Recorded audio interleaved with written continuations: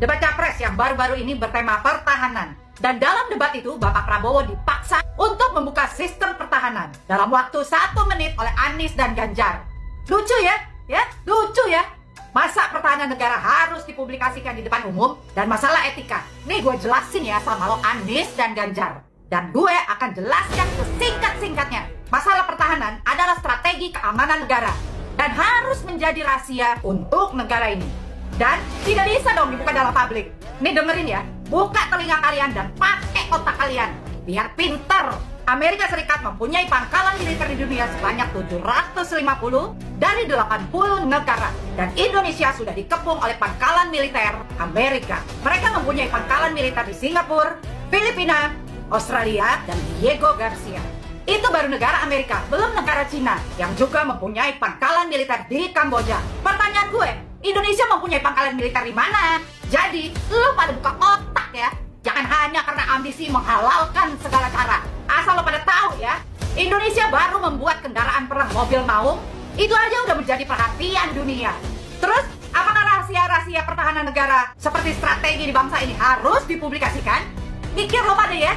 Satu lagi gue kasih contoh, bagaimana drama dan cara negara India sampai mau membuat senjata nuklir. Apakah India mengumumkan akan membuat senjata nuklir? Hah? Ya karena itu bagian dari rahasia pertahanan negara. India baru mengumumkan ke dunia internasional setelah senjata nuklir mereka sudah jadi.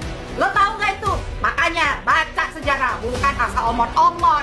Hei Anies dan Ganjar, mikir dulu ya sebelum ngomong. Di mana ceritanya pertahanan Indonesia kok mau dibuka di publikasi? Hah?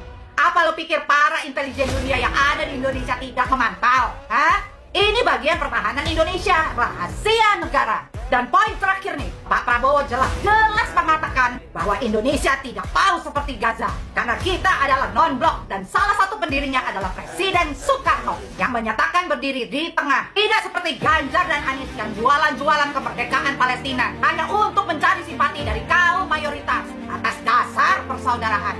Woi, PBB aja tidak mampu di saat Amerika memakai hak vetonya. Nah ini, Anies dan Ganjar. Mikir woi, mikir.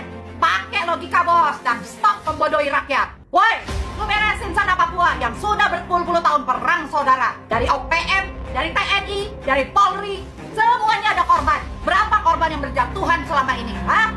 Terus mau sok ngurusin negara lain? Apa yang terjadi dengan Papua itu? Pertanyaan Mas Budiman itu kan, kenapa nggak selesai-selesai? Oke, jangankan selesai. Bisa-bisa hilang itu Mas. Bisa-bisa hilang. Pikir bos, mentang-mentang Indonesia Timur sedikit, tidak seperti Pulau Jawa yang jumlah penduduknya sampai 150 juta jiwa. Akhirnya apa? Hah? Indonesia Timur pada angkat bendera Israel kan? Terus lo mau ngapain? Mau larang pakai peraturan Kemenlu gitu? Hah? Woi bos, di Indonesia Timur banyak yang beragama Kristen. Dan jelas-jelas sudah tertulis di Alkitab mereka, siapa yang mengutuk Israel maka akan dikutuk. Terus mau apa lo?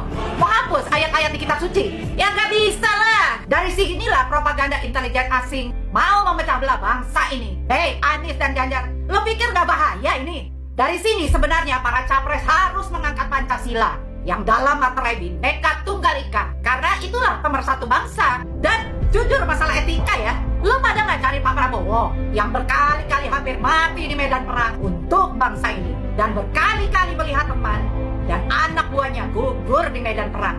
Gak malu lo pada? Hah? Hei Anies, ini bukan masalah pribadi lo dengan Bapak Prabowo, tapi etika lo bos. Memalukan. Udahlah, gak perlu banyak bacot lagi. Mari kita bertempur sekarang dalam pesta demokrasi. Kita lihat tanggal 14 Februari nanti, Prabowo Gibran menang 1 putaran.